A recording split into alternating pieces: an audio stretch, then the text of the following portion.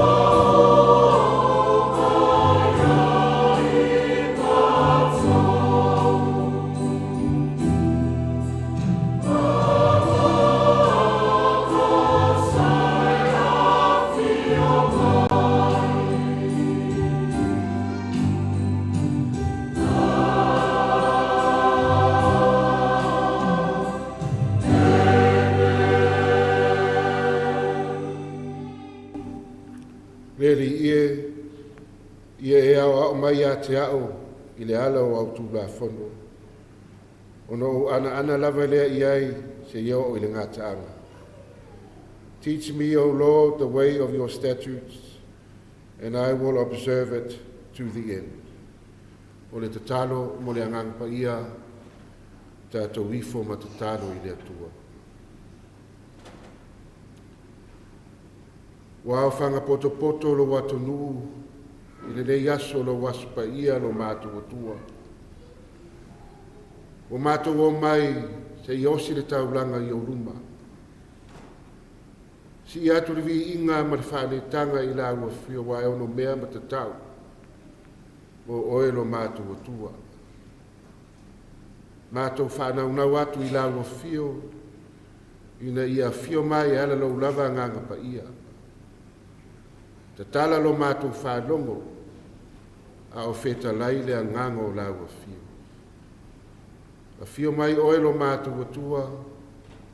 A whio mai oe. O lo mātou te talo le ala atu ia Isu ke wiso.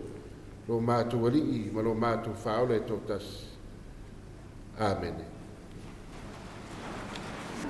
O le a tātou vi atu I le atua. I lona vi inga e valus frumatasi. Pese e valus frumatasi o le a tātou pese ai I le atua.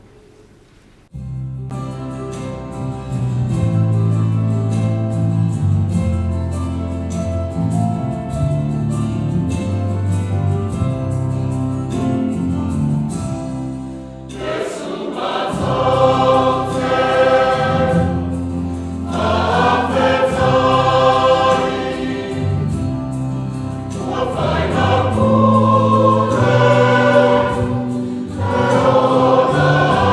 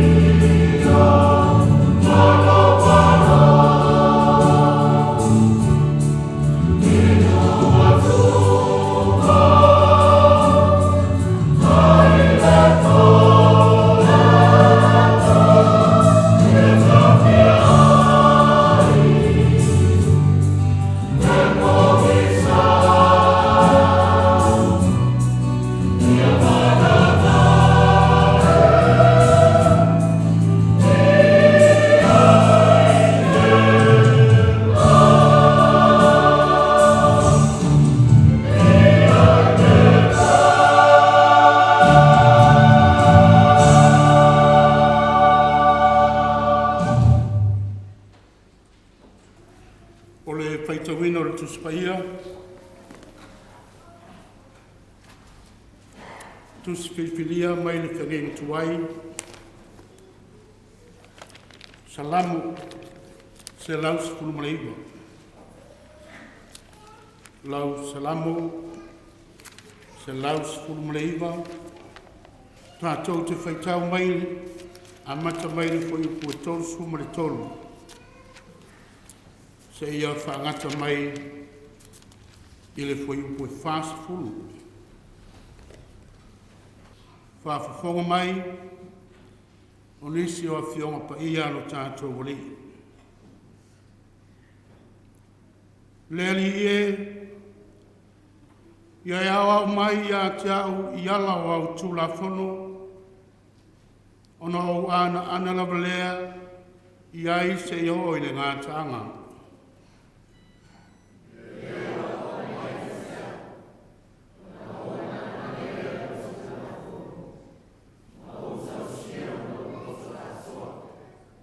Ia teiteina atu au i le ana o au poloainga, au au te fia lava i ai.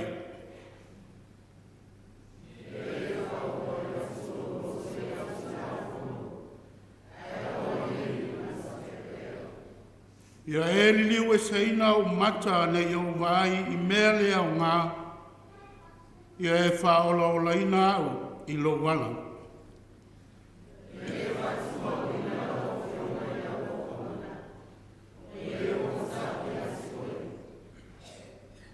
Ia liliu seina lo luma o te whewhe ai, o wai le lei au whamsinonga, peito whatasi. Auta, o nau lava i au whiau, ia whaola mai ia tiau, ia wani tonu. Mai le whenginga whau, tusia Iakopo, ilona matau po tolu, tātou te toi whaitau, te awa wai mai le whaiupu e sepulu mali tolu. Se ia whaangata mai lona whaiupu e sepulu mali manu. Iakopo matau po e tolu, tātou te whaitau, te awa wai mai le whaiupu e sepulu mali tolu. Se ia whaangata mai i le sepulu mali manu. O ia se o tau o poto, ma ua malamalama. I nā whaali mai ia ai lea mio le lei o ana lava ngā luenga. I le anga malu o iai le poto.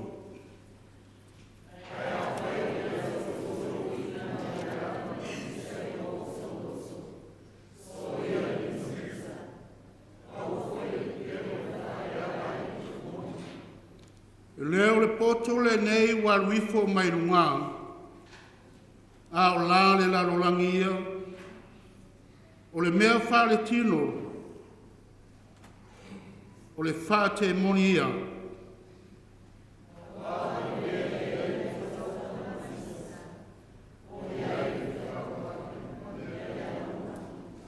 A o le poto mai lunga e mua o le mama, i le wafile mu, e anga malu, e ngana ngofie, e tumu i le alofa, mafua le lei, e le alofa whapito, e le whātanga whai.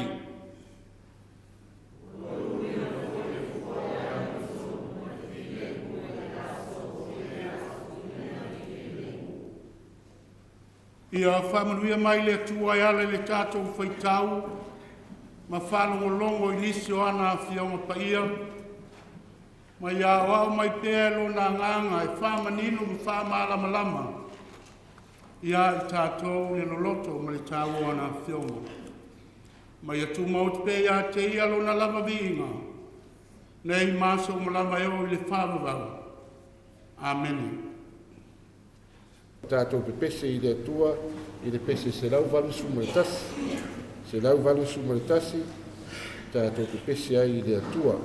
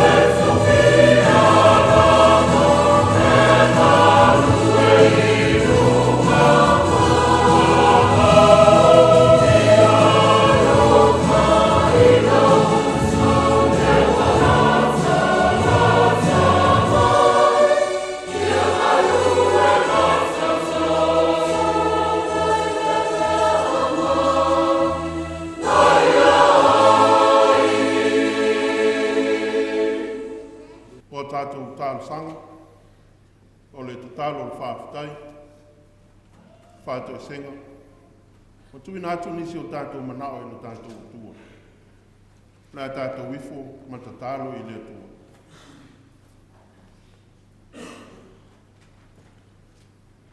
Le atua tolu tasi pai ai, o le tamā, le alo, ma le nganga pai ia. O laua fio o le ou le malosi umalawa. O laua fio na e whaia le langi i ma le lalolangi. A toa me mea uma o ia. O laua fio o le atua e pule au au i mea umalawa. E o aile soi fua ma le ola o le tangata. E a laua fio leo. O le atua o ananafi. O le atua o le aso, o le atua o atae au, e o lava i le whaababau.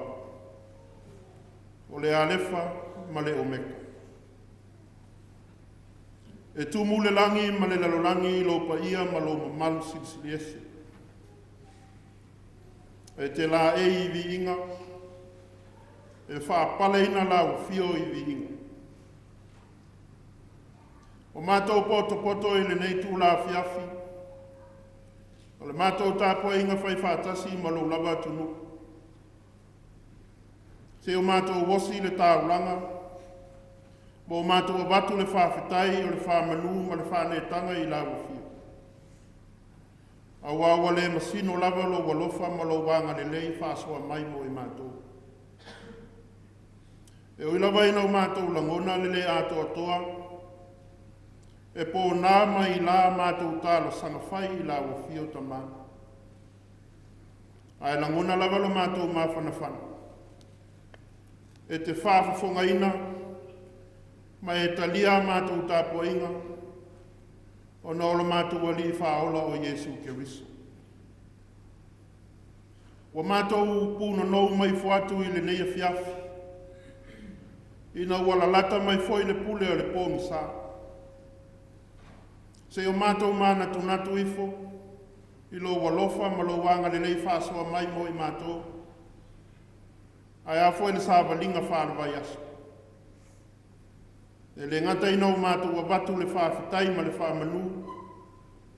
Ai si o mātou no foi ni manu a wāra sāwalinga whanawai aso. Pe a momoli atu le soi fua mo le mātou wola ilo nā amatanga. O le nā foi vai aso fōu. Ma e ulo walofa ma lo wanga le lei. A wawa ma vai atu le tauloto inga o le sawalinga wha le tausanga. A wa mata foi o nei foi le sawalinga lo watunu.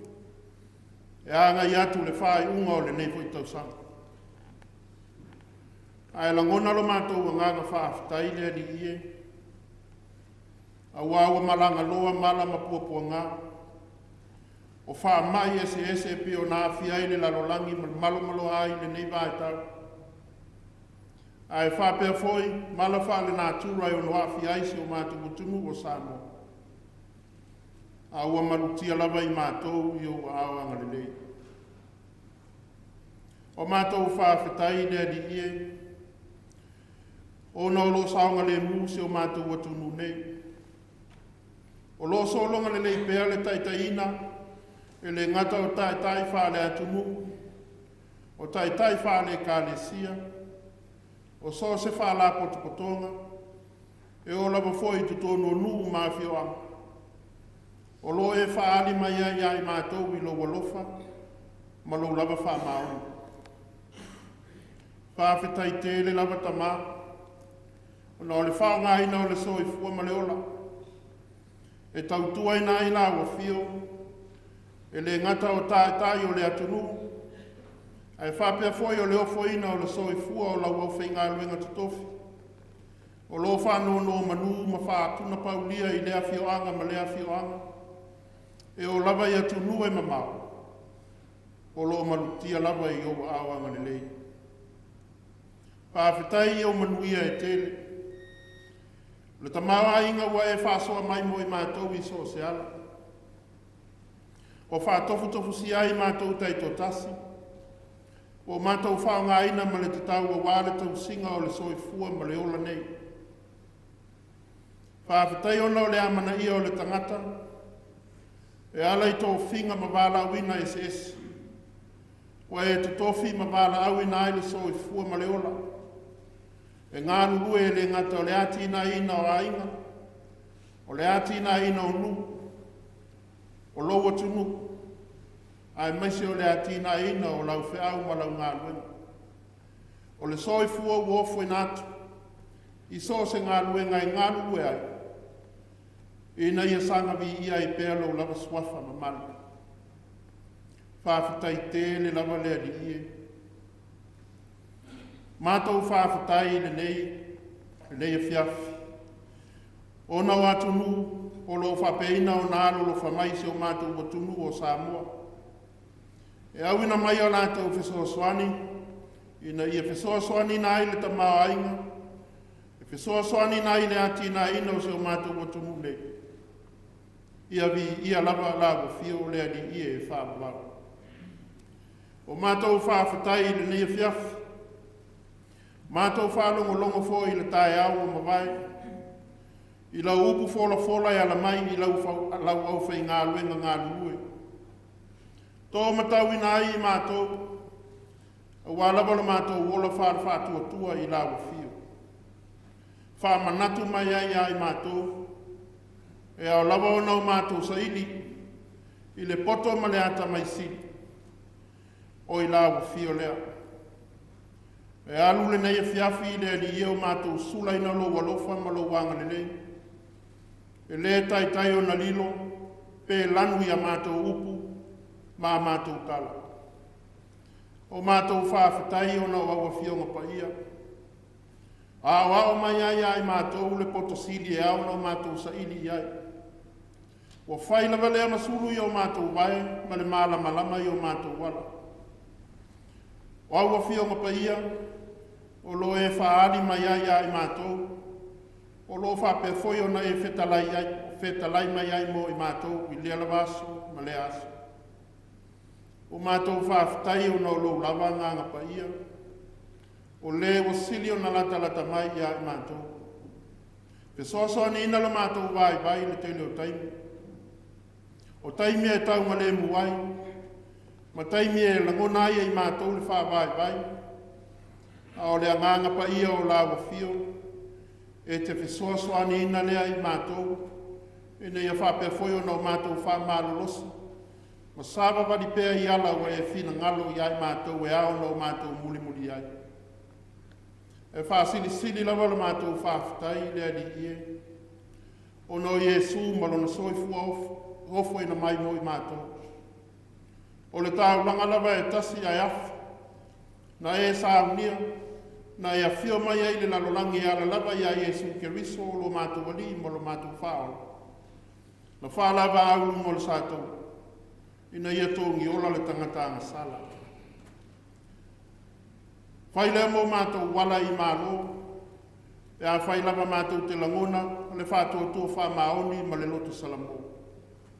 Ia tū mau atu I la wawhio le viinga, o le whamanu ma le whanetanga, nei maso uma o lo mātou wola.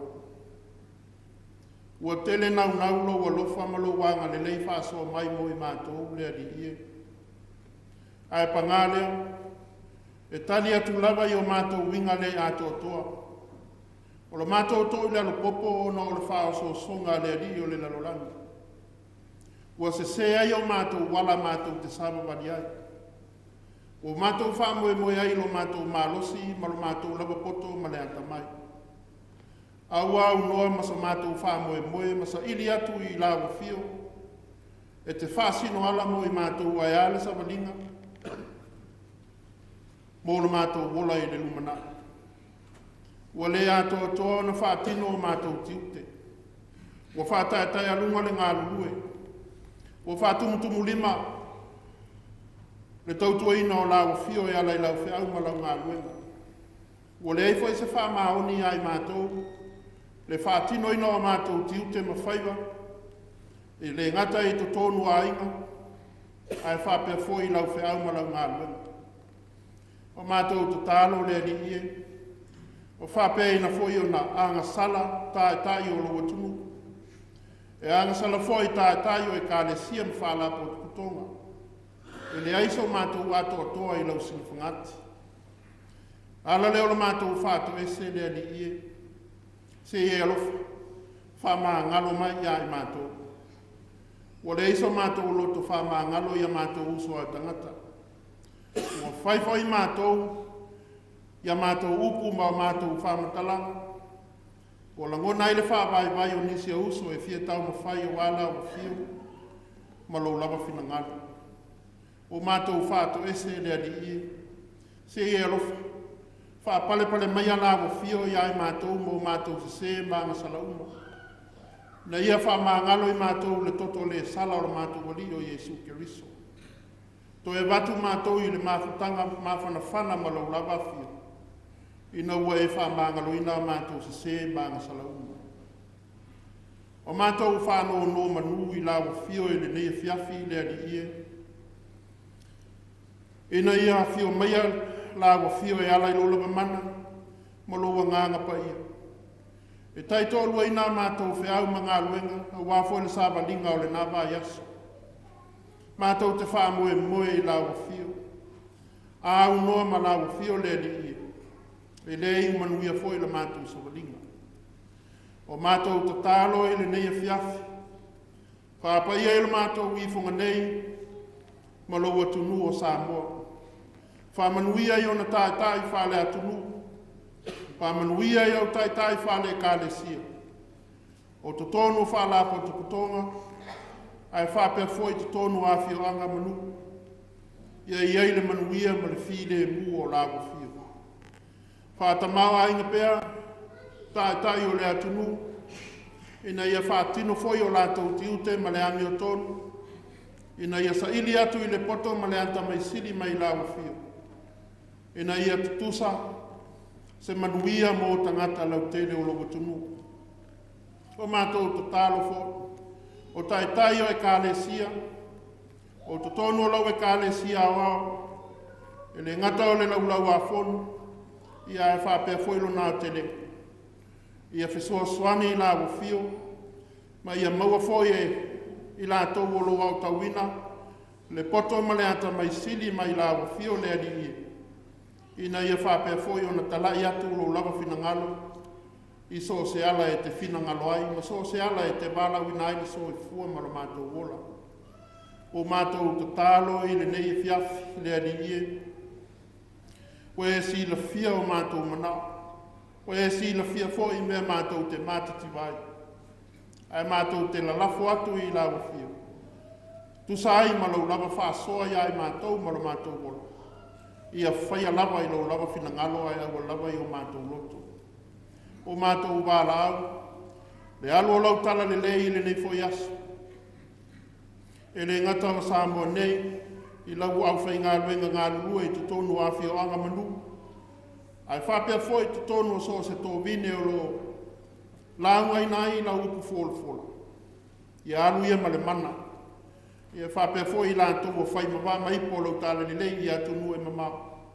Ia o atu, le anga le lei o lau fio mo i la tō. O mātou te tālo le ali ie. O se taimi foi o le nei Afiafi o le a mātou whaalongolongo i lo whetalai mai. E ala lava i lau au au. Ia mana le upu. Ma ia o i to tonu o mātou loto mo mātou whamoe moe. Ma ia tupu atili nai pea. Lo mātou wola whaatua i lau fio. O nisi ia o mātou te tālo le ali ie. O mātou wofo i nātu. Whātasi e matatalo lilo le tangata lava ia. Wofu whātasi atu ma le nganga o le whātotua. Ia whaia pe iai lo lava whinangaro. Ai aua lava o mātou loto. O le mātou te tālo lea ma le mātou wolenga.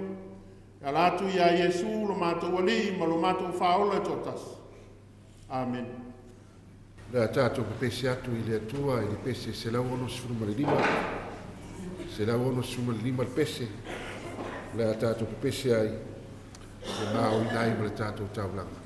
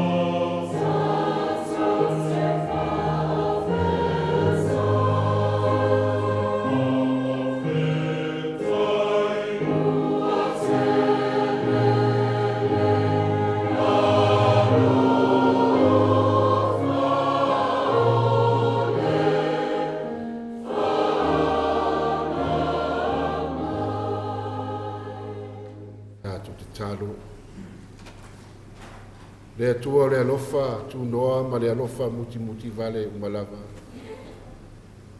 O laua fio lava na e anga le lei mai le lalolangi e ala lo walo pele totasi. O nisi nei au mea alofa sa e anga le lei mai ai a te mātou lau whāna. O mātou toi ofo i nātu se vāngai titi ma le whātau wā. Whaitau langai e lau fio. Ora mātu te talo, se ia lofa mai, matalia mai, whapaia ma whamanuia, whaatasi mō mātu tangata atoa, ia vi ia oelo mātu atu. Ora mātu te talo le ala ia Yesu. Amen.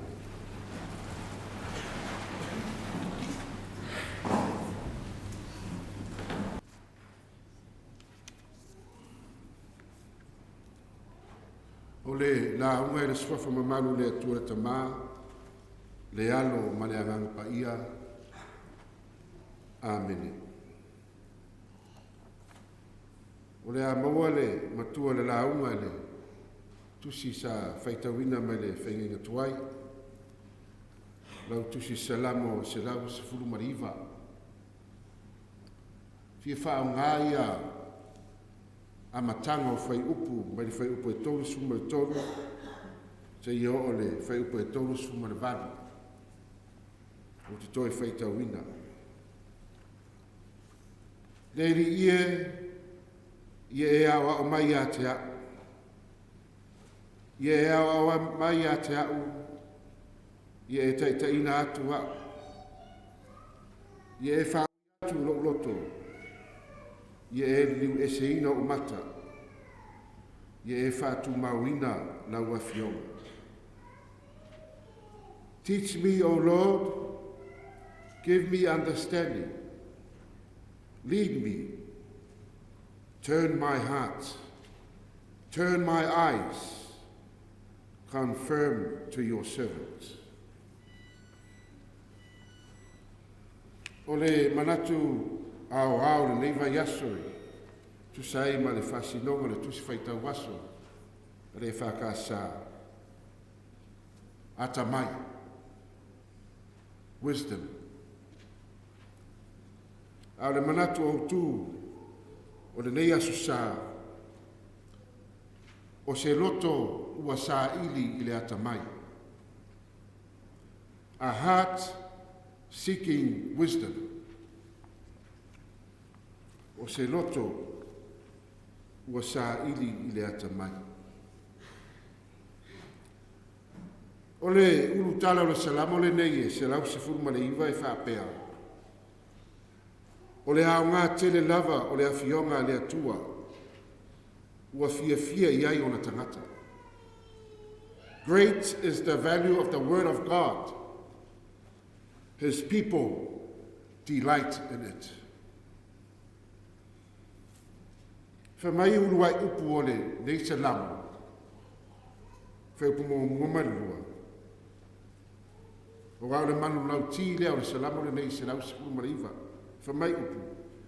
Amu ia e ua saolo lātou ala.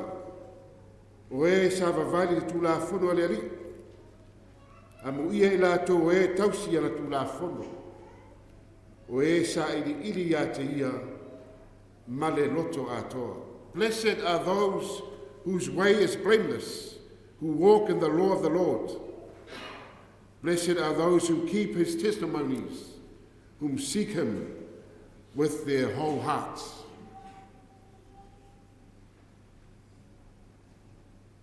A toi whai tau le salamo a tole nei e se lau se furumali. A mai se lava salamo a toa. In almost every verse, 167 verses, and mention mai a le upulea, the word of God. Afionga pa ia le atua. Le upua le atua. Ma o o describe le upua le atua, e ala isi upu. Me o le upu le tu la fono, poloa inga, whamasinonga maisi. Tātou malama i le whengenga tuai, O afionga le atua o le whaavai mautu lea ma le tāua mo le nuo Israel. Sa whaavai ai le lātou whenga osi ma le atua the covenant. Fausia ai o tū la whono taua mio maanga so moral and social laws.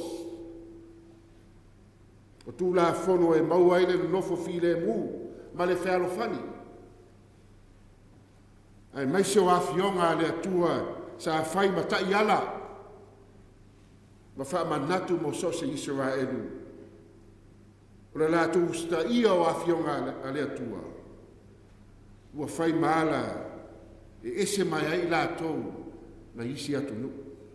Ma mausalia ino lātou tali tounga o i lātou o le mu filifilia le atua. They are the God's chosen people. Nono inga a ustai le upo le atua o na manuia lea. Ma maua wha manuianga. Ai a te ma lea mana ia le upo le atua. E whape nā na o mai le toa sā. Ma le siri esi. A le whai longa whai lea. O loo whaatasi le atua mai lato. God is with them. Ai pangalea. Mo le honga tasi le fina ngalo le atua. E hala i ana afionga pa ia. Ma loto o tangata. E peo le tātou whai tau le. Tele o tala o le whenginga tuai. O loto ua whātā sina i atua whāpaupau. O loto ua pā ui le sumalia o le angasala. O loto ua whaangalo le whenginga osi mo lo lātu atua. O loto ua na ona whai tau i a whionga pa ia. Ona le vainga tangata. Ai matuale ai ma se o lai.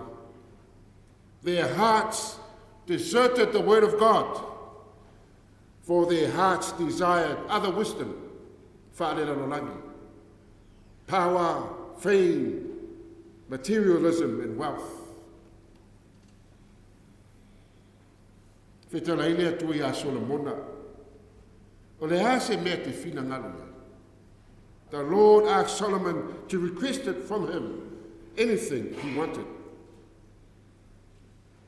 Solomon asked not for riches or fame or power, but Solomon asked God for wisdom.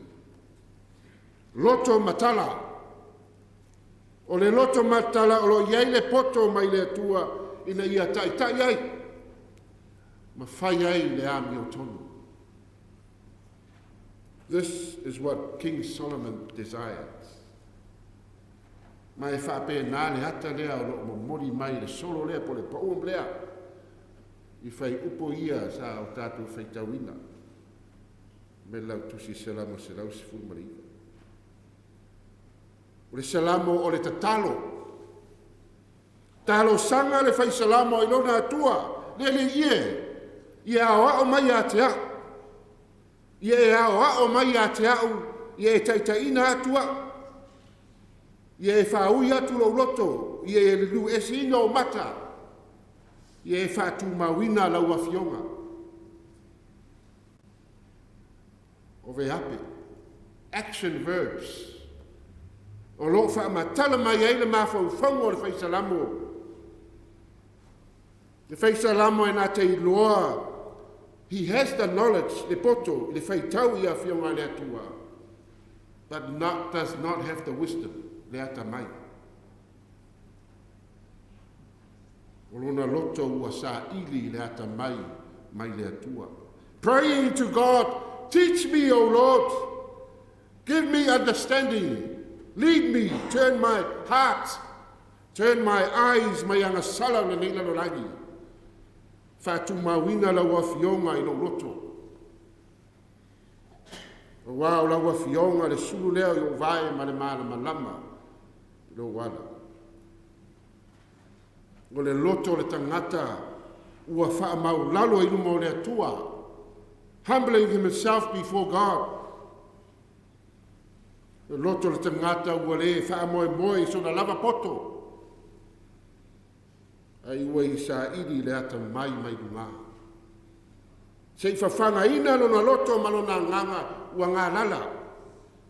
Ua fia inu ma fia ai I tau mafa whaalea nganga.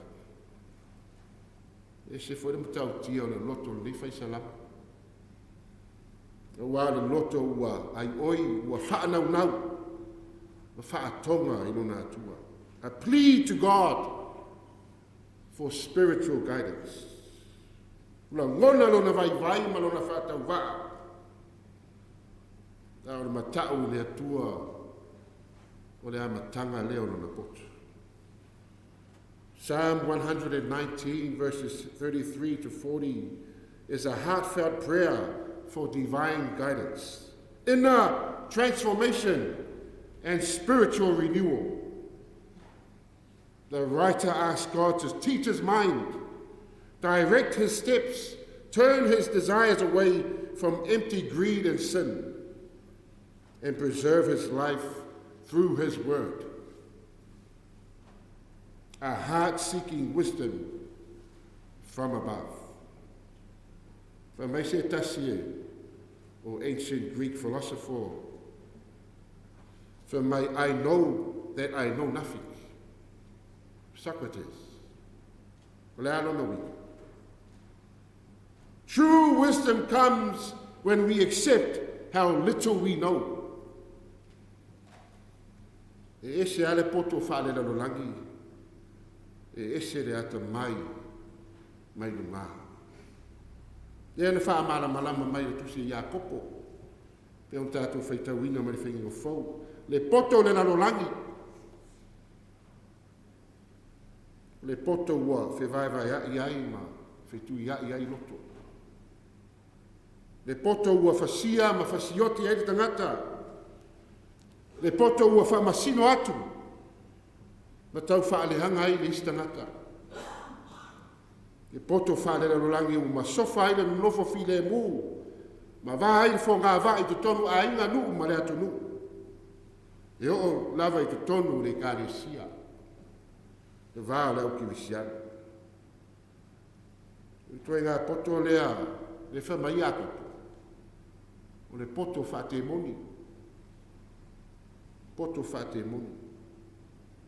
There is a lot of that kind of wisdom going around these days. Poto whate moni. E whaare vesi loa, pe whaise misa, pe tau upu, ma wha maulunga, ma wha sausili, le loto, whamai akopo. Poto whate moni. Poto whate moni. A o le poto, o le wisdom mai lunga, whamai akopo, o le poto e whire mu. O le ata mai e tausi ma le whire mu, e anga malu, e ngana ngofie, lono winga, o le loto, e le tauni masui, e talia ma le loto maulalo, ma le loto wha mangalo, upu wha matau mai, ma le tau wha leanga mai. O le poto ua tumu le alofa, e le alofa whaapito, e le whatanga whai, not a hypocrite. That is heavenly wisdom from above. The wisdom lea, lea ta mai lea o loo, au tuai le nei asusa. O se loto ua sa ili lea ta mai. O aina te mau, o ai. O aina te maua le wisdom lea mai runga.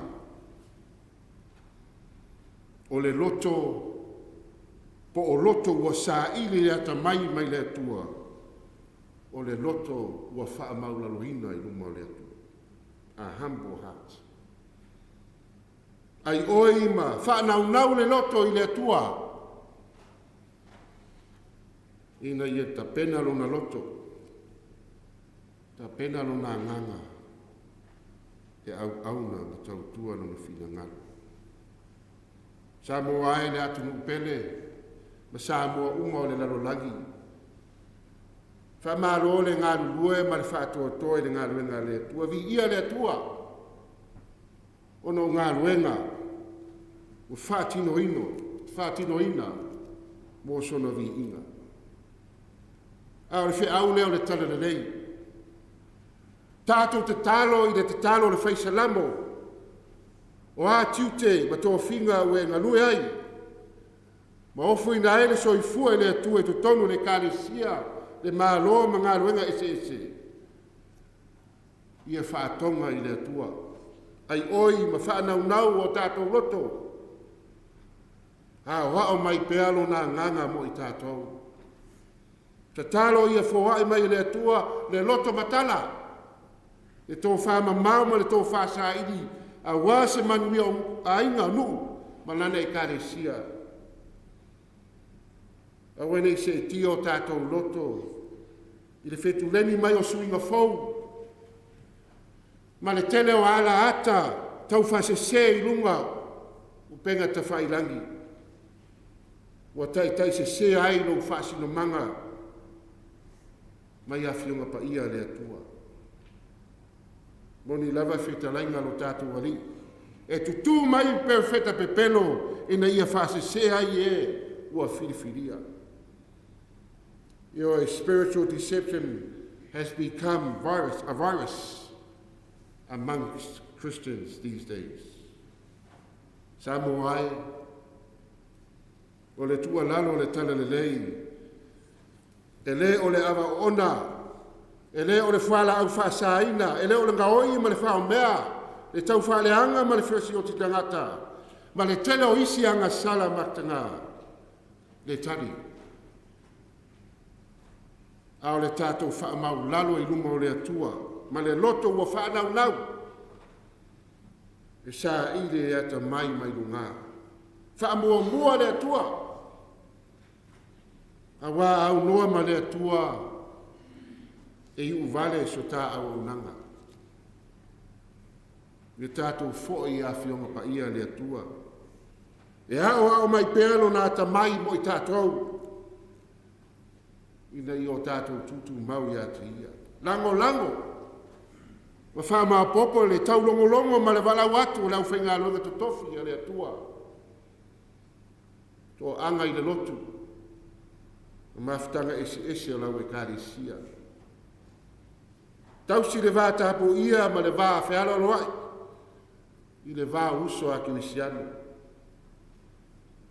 Ma ia maua le loto o ngā lue fia ma le whealo whani. Hati ia e mati nai. Mo le atua ma lona fina ngaro. Asi wheau tau longo foi lea mo tupulanga talavou Samoa. Tupulanga talavou Samoa. Fighting and bullying is not the answer. If you love Jesus wholeheartedly, then today's psalm has reminded us to humbly kneel before God and pray for his spiritual guidance, to nurture and to guard our hearts from the sinful world. Always remember, youth, our parents are a great source of wisdom and knowledge. O le talavou e hawa mau stai, ma whaalongo, i le whaasoa mai, o le ata mai o latu mātua, o le tama ma le teine manuia le nā. Ka o le tātou whaalongo ma le whaafia poto, ai tatala o tātou loto, e whaasoa mai ai o tātou mātua. Tautua nā ma o tau tupulanga talavou Samoa. Don't believe everything you see on social media. Don't be a victim of AI and Satan's influence. Leo ina i le atua, le angango le atua, le ata mai o le atua, o tau hola tupu ai. E kāresia whapaputonu Krisiano Samoa ma ata mu I fafo. O le aua, sāhuni atu le kāresia mo ana whainga taulanga o le nei tausanga. E le aua ia le matapia le mānaia. Ia whailau taulanga ma le loto malie. Ma le loto fōtingifo le nei. A wāse vi inga mo le atua. ai e silisili i au ngāru ola, ma lo fo i ola, e vi ia ai o ia, i manuia lau whainga taulanga. Sa e la matanga le upu, sa e le atua le upu, o le atua fo le upu, ke viso na fio mai. Wa liu matua i tu manu malo mai le oti ma le tunga mau, wa ia sao lia le whaola tanga, ina ia tātou uru fale i le malo, wa sao lia le atua mo oe ma, he a whai, tātou te tutu mau le whātua tua, ma le sala mo wha mau i Samoa i manuia le wholonga. I kare si e pele ma Samoa umai le lalolangi, i manuia le vai aso, ma le wha ingo le ma sina i le alofa, ma le anga le leo le atua. Manuia ono Yesu, shalom ma amen. Le a tātou ke pese atu i le atua le pese se lau valu suma le ono, le pese se lau valu suma le ono le pese, o le a wha ingo ai le sauni. To me.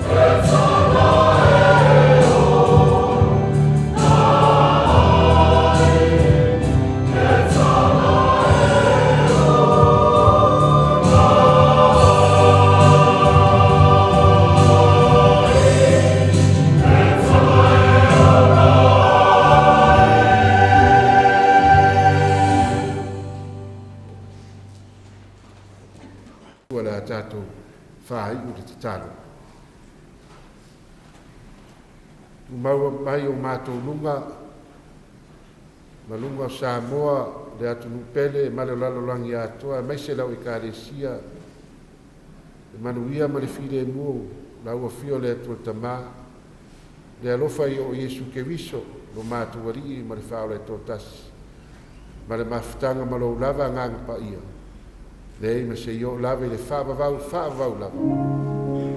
Amen.